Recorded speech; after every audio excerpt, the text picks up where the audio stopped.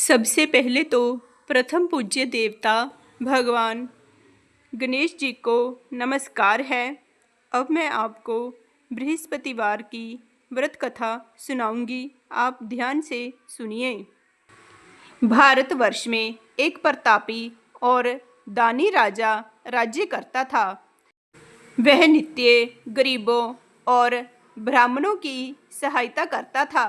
यह बात उसकी रानी को अच्छी नहीं लगती थी। वह ना ही गरीबों को दान देती, ना ही भगवान का पूजन करती थी और राजा को भी दान देने से मना किया करती थी। एक दिन राजा शिकार खेलने वन को गए हुए थे, तो रानी महल में अकेली थी। उसी समय बृहस्पति देव साधु वेश में राजा के महल में भिक्षा मांगने के लिए गए और भिक्षा मांगी। रानी ने भिक्षा देने से इनकार कर दिया और कहा, हे साधु महाराज, मैं तो दान पुण्य से तंग आ गई हूँ। मेरे पति सारा दिन धन लुटाते रहते हैं। मेरी इच्छा है कि हमारा सारा धन नष्ट हो जाए, फिर ना रहेगा बांस, ना बजेगी बांसुरी। साधु ने कहा, देवी, तुम तो बड़ी विचित्र हो। धन संतान तो सभी चाहते हैं, पुत्र और लक्ष्मी तो पापी के घर भी होने चाहिए।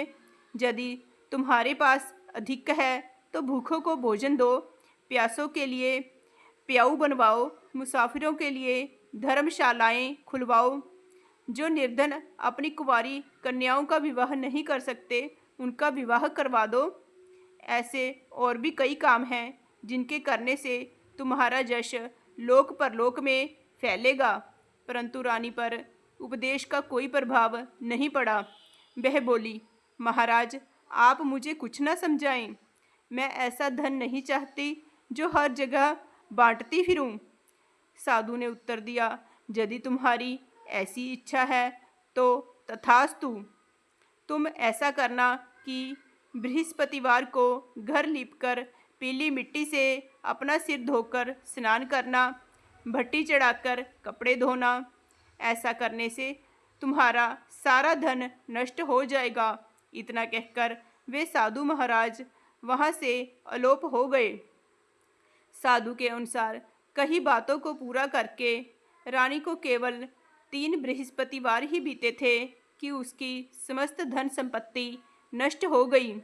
भोजन के लिए राजा का परिवार तरसने लगा।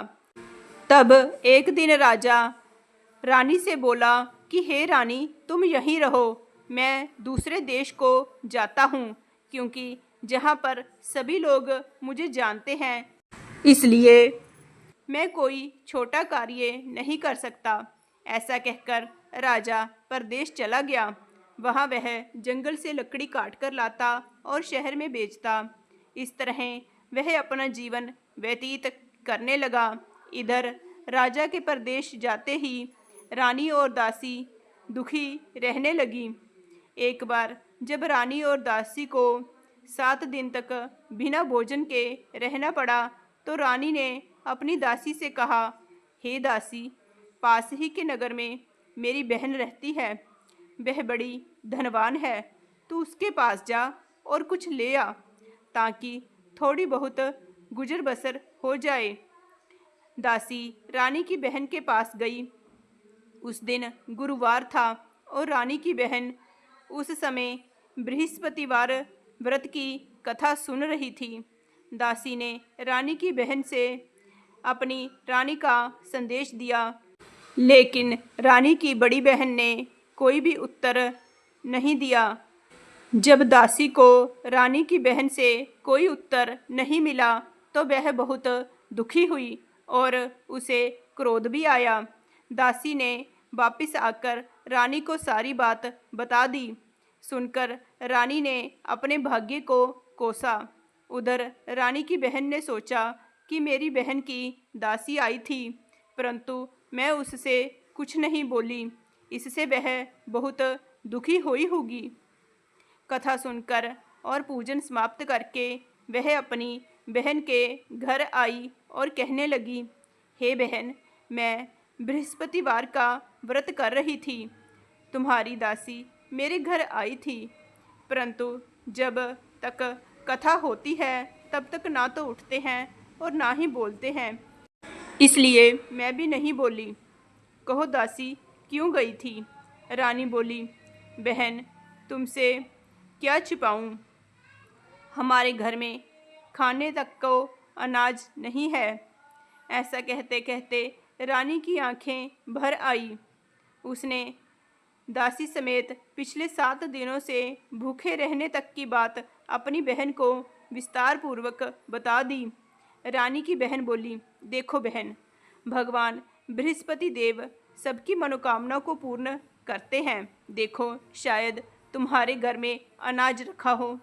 पहले तो रानी को विश्वास नहीं हुआ, पर बहन के आग्रह करने पर उसने अपनी दासी को अंदर भेजा तो उसे सचमुच अनाज से भरा एक घड़ा मिल गया। यह देखकर दासी को बड़ी हैरानी हुई।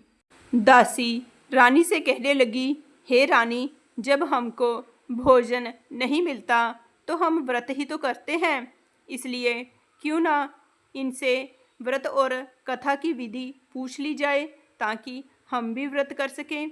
तब रानी ने अपनी बहन से बृहस्पतिवार व्रत के बारे में पूछा। उसकी बहन ने बताया, बृहस्पतिवार के व्रत में चने की दाल और मुनक्का से भगवान विष्णु जी का पूजन करना चाहिए। केले की जड़ में पूजन करें तथा दीपक जलाएं, व्रत कथा सुनें और पीला भोजन ही करें। इससे बृहस्पति देव प्रसन्न होते हैं। व्रत और पूजन विधि बताकर रानी की बहन अपने घर को लौट गई। 7 दिन के बाद जब गुरुवार आया तो रानी और दासी ने व्रत रखा। गुड़साल में जाकर चना और गुड़ लेकर आई, फिर उससे केले की जड़ तथा विष्णु भगवान का पूजन किया। अब पीला भोजन कहाँ से आए, इस बात को लेकर दोनों बहुत दुखी थी। क्योंकि उन्होंने व्रत रखा था, इसलिए बृहस्पति देव उनसे प्रसन्न थे। इसलिए वे एक साधारण व्यक्ति का रूप धारण कर 2 थालों में सुंदर पीला भोजन दासी को दे गए। भोजन पाकर दासी प्रसन्न हुई और फिर रानी के साथ मिलकर भोजन ग्रहण किया। उसके बाद वे सभी गुरुवार को व्रत और पूजन करने लगी। बृहस्पति देव की कृपा से उनके पास फिर से धन संपत्ति आ गई, परंतु रानी फिर से पहले की तरह आलस्य करने लगी। तब दासी बोली, देखो रानी, तुम पहले भी इस प्रकार आलस्य करती थी। तुम्हें धन रखने में कष्ट होता था, इस कारण सभी धन नष्ट हो गया, और अब जब भगवान बृहस्पति की कृपा से धन मिला है तो तुम्हें फिर से आलस्य होता है।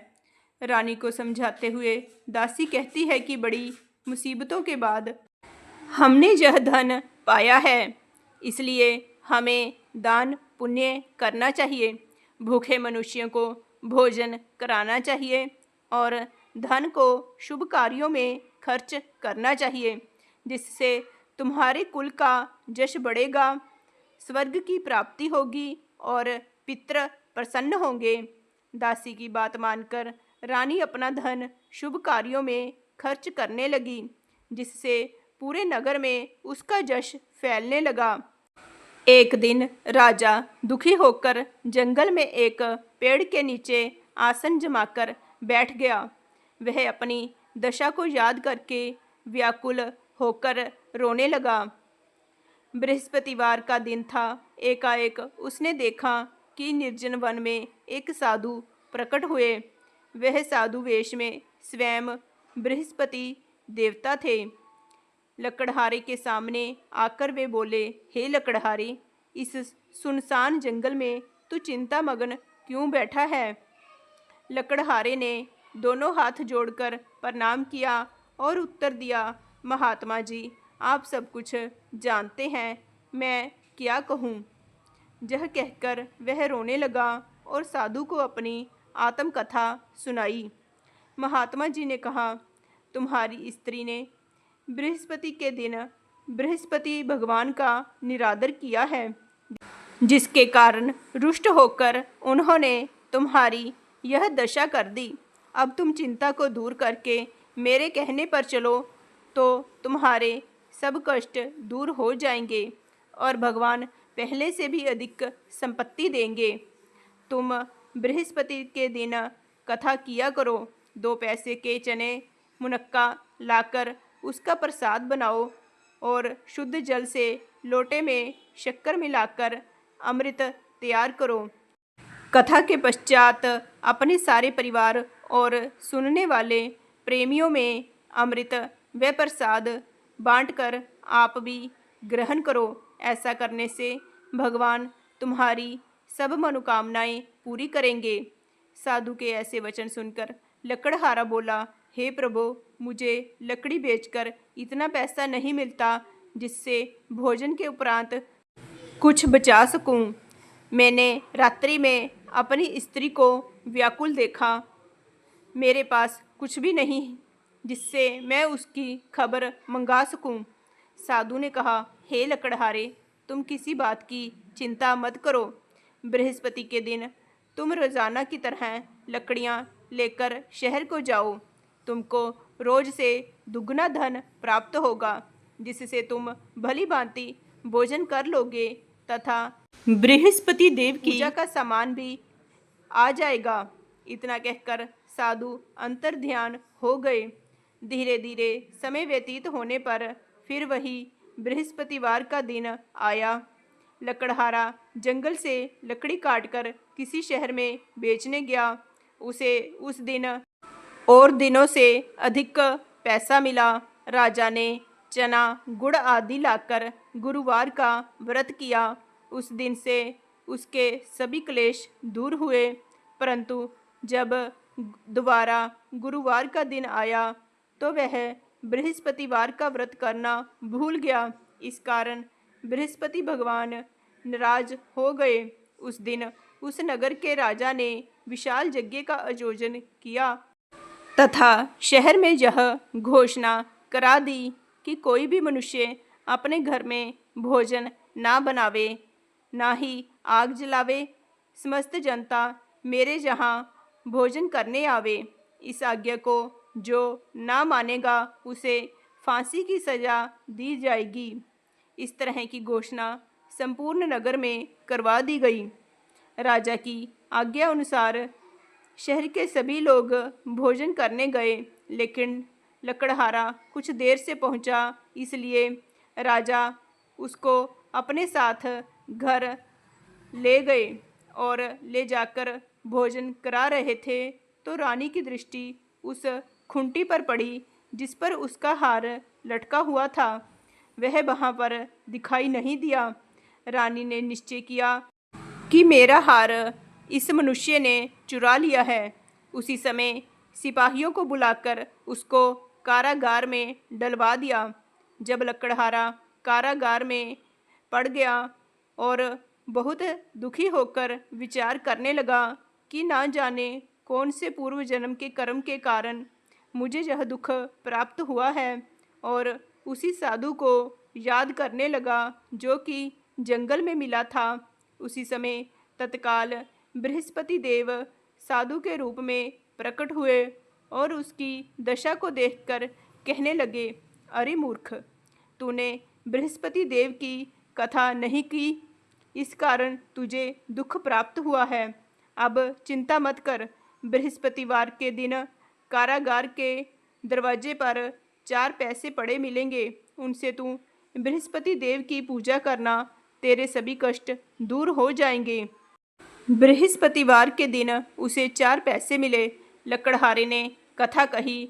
उसी रात्रि को बृहस्पति देव ने उस नगर के राजा को स्वप्न में कहा, हे राजा, तुमने जिस आदमी को कारागार में बंद कर दिया है वह निर्दोष है, वह राजा है, उसे छोड़ दो। रानी का हार उसी खूंटी पर लटका है। अगर तू ऐसा नहीं करेगा तो मैं तेरे राज्य को नष्ट कर दूंगा। इस तरह रात्रि के स्वप्न को देखकर राजा प्रातःकाल उठा और खूंटी पर हार देखकर लकड़हारे को बुलाकर माफ़ी मांगी और लकड़हारे को योग्य सुंदर वस्त्र आभूषण देकर विदा कर दिया। बृहस्पति देव की आज्ञा अनुसार लकड़हारा अपने नगर को चला गया। राजा जब अपने नगर के निकट पहुंचा तो उसे बड़ा आश्चर्य हुआ। नगर में पहले से अधिक बाग, तालाब, कुएं तथा बहुत सी धर्मशाला, मंदिर आदि बनी हुई थी। राजा ने पूछा कि यह किसका बाग और धर्मशाला है। तब नगर के सब लोग कहने लगे कि यह सब रानी और बांदी के हैं। तो राजा को आश्चर्य हुआ और गुस्सा भी आया। जब रानी ने यह खबर सुनी कि राजा आ रहे हैं तो उन्होंने बांदी से कहा कि हे दासी, देख राजा हमको कितनी बुरी हालत में छोड़ गए थे। हमारी ऐसी हालत देखकर वह लौट न जाएं, इसलिए तू दरवाजे पर खड़ी हो जा। आज्ञा अनुसार दासी दरवाजे पर खड़ी हो गई। राजा आए तो उन्हें अपने साथ ले आई। तब राजा ने क्रोध करके अपनी रानी से पूछा कि यह धन तुम्हें कैसे प्राप्त हुआ है। तब उन्होंने कहा, हमें यह सब धन बृहस्पति देव के इस व्रत के प्रभाव से प्राप्त हुआ है। राजा ने निश्चय किया कि 7 रोज बाद तो सभी बृहस्पति देव का पूजन करते हैं, परंतु मैं प्रतिदिन दिन में 3 बार कहानी तथा रोज व्रत किया करूँगा। अब हर समय राजा के दुपट्टे में चने की दाल बंधी रहती तथा दिन में 3 बार कहानी कहता। एक रोज राजा ने विचार किया कि चलो अपनी बहन के यहाँ हो आवे। इस तरह निश्चय करके राजा घोड़े पर सवार हो अपनी बहन के यहाँ को चलने लगा। मार्ग में उसने देखा कि कुछ आदमी एक मुर्दे को लिए जा रहे हैं। उन्हें रोककर राजा कहने लगा, अरे भाइयों, मेरी बृहस्पति देव की कथा सुन लो। वे बोले, लो, हमारा तो आदमी मर गया है, इसको अपनी कथा की पड़ी है। परंतु कुछ आदमी बोले, अच्छा कहो, हम तुम्हारी कथा भी सुनेंगे। राजा ने दाल निकाली और जब कथा आधी हुई कि मुर्दा हिलने लग गया और जब कथा समाप्त हो गई तो राम राम करके मनुष्य उठकर खड़ा हो गया। आगे मार्ग में उसे एक किसान खेत में हल चलाता मिला। राजा ने उसे देखकर उससे कहा, अरे भैया, तुम मेरी बृहस्पतिवार की कथा सुन लो। किसान बोला, जब तक मैं तेरी कथा सुनूंगा तब तक 4 हरैया जोत लूँगा। जा अपनी कथा किसी और को सुनाना। इस तरह राजा आगे चलने लगा। राजा के हटते ही बैल पछाड़ खाकर गिर गए तथा किसान के पेट में बड़ी जोर का दर्द होने लगा। उस समय उसकी माँ रोटी लेकर आई। उसने जब यह देखा तो अपने पुत्र से सब हाल पूछा और बेटे ने सभी हाल कह दिया। तो बुढ़िया दौड़ी दौड़ी उस घुड़सवार के पास गई और उससे बोली कि मैं तेरी कथा सुनूंगी, तू अपनी कथा मेरे खेत पर चलकर ही कहना। राजा ने बुढ़िया के खेत पर जाकर कथा कही, जिसके सुनते ही वह बैल उठ खड़े हुए तथा किसान के पेट का दर्द भी बंद हो गया। राजा अपनी बहन के घर पहुंचा। बहन ने भाई की खूब मेहमानी की। दूसरे रोज प्रातःकाल राजा जगा तो वह देखने लगा कि सब लोग भोजन कर रहे हैं। राजा ने अपनी बहन से कहा, ऐसा कोई मनुष्य है जिसने भोजन नहीं किया हो? मेरी बृहस्पतिवार की कथा सुन ले। बहन बोली, हे भैया, यह देश ऐसा ही है कि पहले यहाँ लोग भोजन करते हैं, बाद में अन्य काम करते हैं। अगर कोई पड़ोस में हो तो देख आऊँ। वह ऐसा कहकर देखने चली गई, परंतु उसे कोई भी व्यक्ति नहीं मिला जिसने भोजन नहीं किया हो। अतः वह एक कुम्हार के घर गई जिसका लड़का बीमार था। उसे मालूम हुआ कि उनके यहाँ 3 रोज से किसी ने भोजन नहीं किया है। रानी ने अपने भाई की कथा सुनने के लिए कुम्हार से कहा। वह तैयार हो गया। राजा ने जाकर बृहस्पतिवार की कथा कही, जिसको सुनकर उसका लड़का ठीक हो गया अब तो राजा की प्रशंसा होने लगी। एक रोज राजा ने अपनी बहन से कहा कि हे बहन, हम अपने घर को जाएंगे, तुम भी तैयार हो जाओ। राजा की बहन ने अपनी सास से कहा। सास ने कहा, हाँ चली जा, परंतु अपने लड़कों को मत ले जाना, क्योंकि तेरे भाई के कोई औलाद नहीं है। बहन ने अपने भैया से कहा, हे भैया, मैं तो चलूँगी, पर कोई बालक नहीं जाएगा। राजा बोला, जब कोई बालक नहीं चलेगा तब तुम भी वहाँ क्या करोगी? बड़े दुखी मन से राजा अपने नगर को लौट आया। राजा ने अपनी रानी से कहा, हम निर्वंशी हैं, हमारा मुँह देखने का धर्म नहीं है और कुछ भोजन आदि नहीं किया। रानी बोली, हे प्रभु, बृहस्पति देव ने हमें सब कुछ दिया है, वह हमें संतान भी अवश्य देंगे। उसी रात को बृहस्पति देव ने राजा के स्वप्न में कहा, हे राजा, उठ, सभी सोच त्याग दे, तेरी रानी गर्भ से है। राजा को यह बात सुनकर बड़ी खुशी हुई। 9वें महीने में रानी के गर्भ से एक सुंदर पुत्र उत्पन्न हुआ। तब राजा बोला, हे रानी, स्त्री बिना भोजन के रह सकती है, पर बिना कहे नहीं रह सकती। जब मेरी बहन आएगी तुम उससे कुछ मत कहना। रानी ने यह सब सुनकर हाँ कर दी। जब राजा की बहन ने यह शुभ समाचार सुना तो वह बहुत खुश हुई तथा बधाई लेकर अपने भाई के यहाँ आई। तभी रानी ने कहा, घोड़ा चढ़कर तो नहीं आई, गधा चढ़ी आई। राजा की बहन बोली, भाभी, मैं इस प्रकार ना कहती तो तुम्हें औलाद कैसे मिलती? बृहस्पति देव ऐसे ही हैं, जैसी जिसके मन में कामनाएं हैं सभी को पूर्ण करते हैं। जो सद्भावना पूर्वक बृहस्पतिवार का व्रत करता है एवं कथा पढ़ता है अथवा सुनता है, दूसरों को सुनाता है, बृहस्पति देव उसकी सभी मनोकामनाएं पूर्ण करते हैं। अब मैं आपको देवगुरु बृहस्पति जी की वह कथा सुनाऊंगी। ऐसा कहा जाता है कि इस कथा को सुनने से सभी पाप नष्ट होते हैं और मनुष्य की सभी मनोकामनाएं पूर्ण होती हैं। अब आप इस कथा को ध्यान से सुनिए। एक बार देवराज इंद्र स्वर्ग में अपने सिंहासन पर बैठे थे।